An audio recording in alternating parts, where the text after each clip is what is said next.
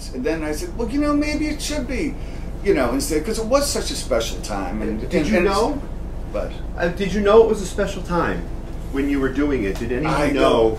I mean, when you're living in it, it doesn't always feel like it's that golden age of anything. We already knew it was a good thing. Yeah. You know, I mean, we just couldn't deny the music and having so much fun going out. And, you know, the world was different back then. No cell phones or personal computers or anything like that. So you really had to make contact with people. Yeah. You know, so going out to the clubs and hearing the music that you liked or loved, or just getting into it, and the possibility that you would get lucky in the end, you know, that was first and foremost the reason everybody came out. Believe me, if they didn't think they were going to get lucky, every bar would be empty. Right. You know, because you could drink at home for free. Yeah. Right. So that's why everybody had to come out, because you couldn't call up for a booty call or anything like that. There was no lines until later when the Haymarket came along around '86. Okay. So all right. So now so you had buddies till 1984, and they had a fire on the top floor. And the water damage came down and wrecked everything. But Buddy's was basically just unsalvageable in that location at that point. Right. That must have been devastating. No, it wasn't. No. For me. Okay? Because my alternate DJ was Jimmy Fury and Philip. Okay? And all of a sudden, this was like just before the fire, they said, I came into work and somebody else Jimmy Fury was there spinning. And I said, what are you doing here? And he says, I'm playing tonight. Didn't you know? And I said, no, I didn't know. And he says, well, go talk to Robin. They called me in special. He was the manager, Robin. So I went in. Now, he was the mayor's liaison yeah. to the gay community. And kind of an idiot. No, he was an idiot. Okay. So, I mean, the poor guy ended up committing suicide at 63. He shot himself. I mean, he just didn't have it all in there, you know. But at any rate, he says to me, Paul, you know, you're leaving us. I said, what? He said, you're leaving us, and I'm going to tell you why, for drugs. And I said, come on. I said, everybody in this building at this moment has something in their pocket or in the way to go get something, you know, because it's part of the culture. And he says, well, you know, blah, blah, blah, and this and that. And I think I was set up. It was long, but in the end, they said, I had played Donna Summer the Sunday before, okay? And it was at the time when Donna Summer came out and said, oh, AIDS is good for gays, or it's Adam and Steve, or whatever the hell she said, that she didn't mean, right. You know, and all of a sudden everybody hated Donna Summer. And I was playing Heaven Knows that Sunday night, and, you know, just to have a cold end so I could go way back down and start at 102, you know. And so I was playing Heaven Knows off the end of MacArthur Park, and one of the, security comes up and he puts his hand in the truck window and he says, like this. And I said, what? And he says, get that off. I said, why? He said, it's Donna Summer. I said, oh, come on. So anyways, they said, okay, so your career won't go down the toilet. We'll say we're firing you because you played Donna Summer. But it's really because of drugs. And it was like, I couldn't believe that. Either way, it's stupid. It was stupid because I never went into work in a condition, or never even left. I was never carried out or carried in or anything like that. I was always, you know, in control. And I was like, but, you know, when he said, you know, the police department downtown know about it and all this, I mean, you kind of put the fear of God into me. Well, of course, hot gossip travels fast, as we know. Yeah. And it must have been Monday after that Sunday, and Dana calls me up, and he says, I heard you got fired for playing Donna Summer. I said, yeah, you know, and I didn't want to tell Duchess this real story yet. So I told him, yeah. He goes, well, listen, he says, John Boogie, who's the DJ here now, for Ships, is leaving. He said, why don't you work with me? He said, you know, well, the Chaps would be fabulous with 2 Billboard reporters there, which was against Billboard reporter laws. You know, you couldn't have 2 DJs with Billboard reporterships in the same club. But at the time, you know, I needed, you know, a job. So I went over there, and, you know, of course, I could do the Disco Dolly stuff.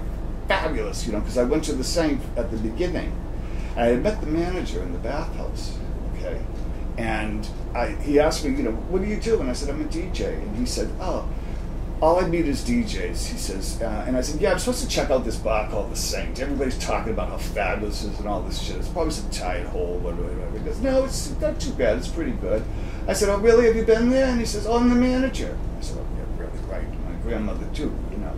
But he said, no, give me a name and I'll put you on the guest list and tell them it's on the 3rd page, the writing guest list. Well, this guy worked there for 3 years until he got fed up with it. A lot of people got sick of the Saint, you know. And he went over to the garage and became a manager over there. So the first 3 years, you know, I just used to call him up and tell him, and plus the fact that I was a Billboard reporter, any of the promo people could get me in. So I never paid to go in there, you know. And so I would go down there and get, you know, my music and what have you. And so I knew the same format, which was very Chaps at that time. Yeah. You know, the very strict Marlena Shaw and Touch Me in the Hold Morning. On to My Love, and you know, all those Love Comes Easy by Vera, and you know, all those nice for you pretty records, you know. But so I worked there for a few months, and the people that were working there, running the place, were the most sickest people you could ever think of. You just think of the most hateful person ever. And that was all the people that were working there. At the Saint? No, at Chaps. At the time, okay. Okay, and Day and I being, you know. Yeah. And what happened was they took Day and I off Saturday night, and they put me on her. They used to play games with us. Yeah, right? somebody else mentioned this in an interview, too. They put me on Saturday night. Maybe Val said he did. The same thing happened to him. Yeah. Of course, Duchess went berserk, you know, and like they knew she would. Yeah. And, you know, then, you know, he wouldn't speak to you anymore, and you'd come in to relieve him off tea dance, because his babies were Saturday night and Sunday tea dance. Mm-hmm. You know, he, as long as he had those two shifts, you could have whatever shift you wanted. He didn't care. Mm-hmm. But those two shifts were his things, you know, especially tea dance too, and of course Saturday night. And Carol wasn't there yet, right? She was Carol wasn't there yet by then, though. By the early '80s, she had to have been. I guess she was. Yeah, I guess she was over the 12 with Freddie Bowes. Yeah, you know. Right. So yeah, so you know, like I said, I could come in and relieve Day and I, and you know, he would just pull the jack out of the mixer and just walk right out and not say 2 words to me, and leave me at 140 beats a minute. Okay.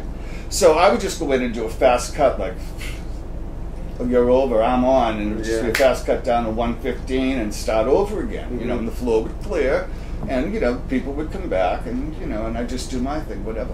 What was Sunday night like after tea dance? I mean, it was good up until about 10:30. Yeah. And then it was like somebody shot a gun off in the building. Because then they were all going to Lansdowne. Everybody went to, Lansdowne for Sunday night. Yeah. You know, because it was the big build-up. It was one night a week. It was the big room, big sound system. And Wendy was playing. And Wendy was playing, and it was still City then?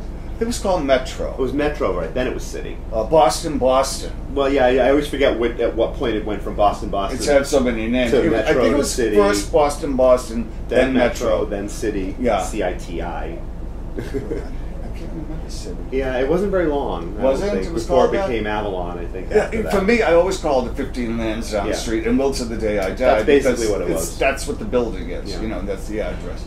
But yeah, so she was over there serving it up. Was there? She was serving it up on Sunday night.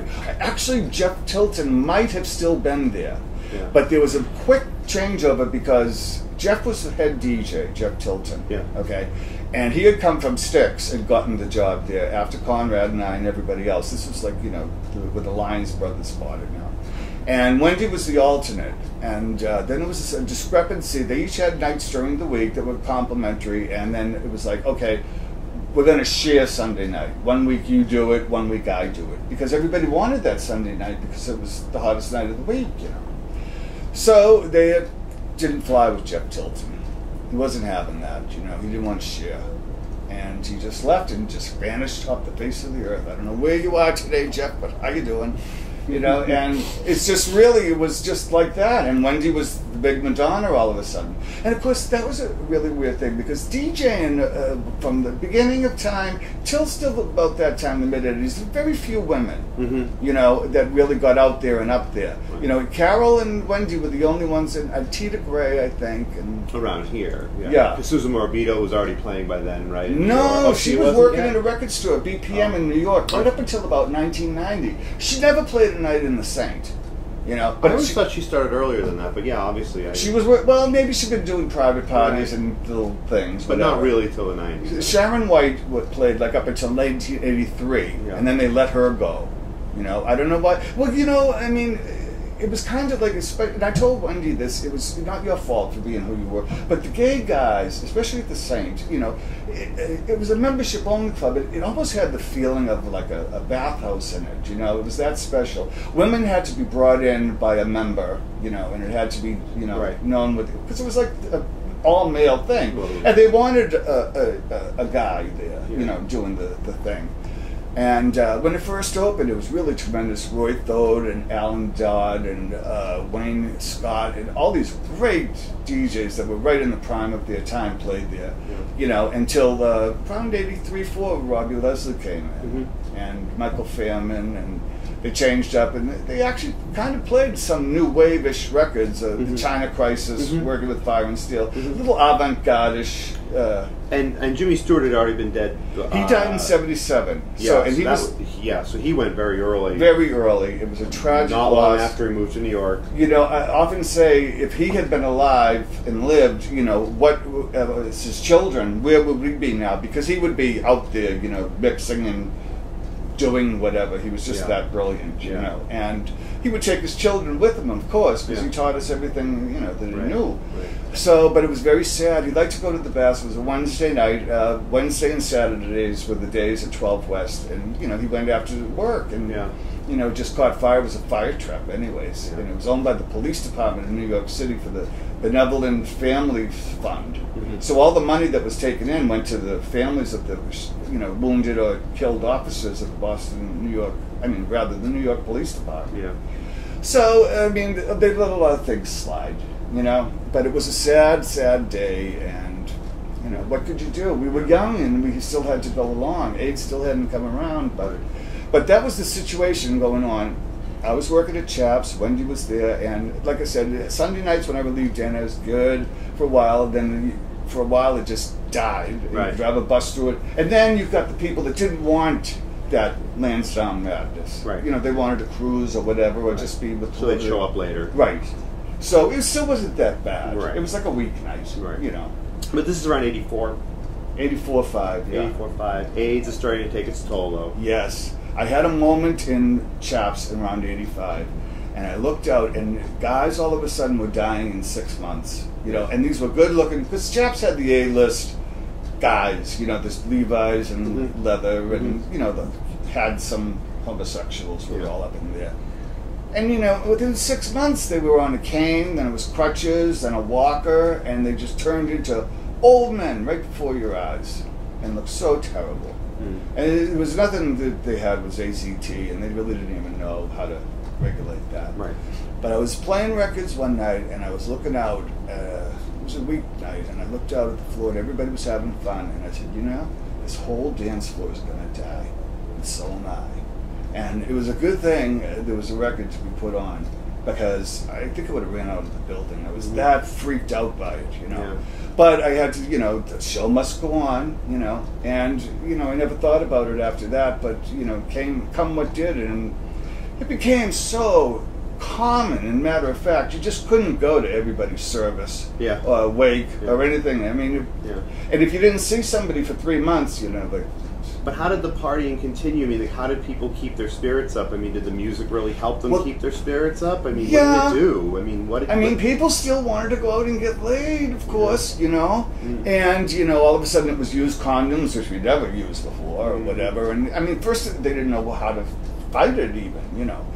And it was very scary times. And to see that crowd going like that, and I think that's why the Saint inevitably closed, because they lost half of their membership, you know, in the early 80s, you know. But by the time it got up to Boston, it was really bad. But everyone started drinking bottled water, and you wouldn't put your glass down anywhere, you know. And I mean, everyone paranoid, and they thought Papas did it, and whatever, you know. So it was just, you know, everybody was freaking out, but they were still going out, you know, and people were still, you know, doing what they were doing. But, you know, things would come along every week, new things, don't do this, whatever, you know. And so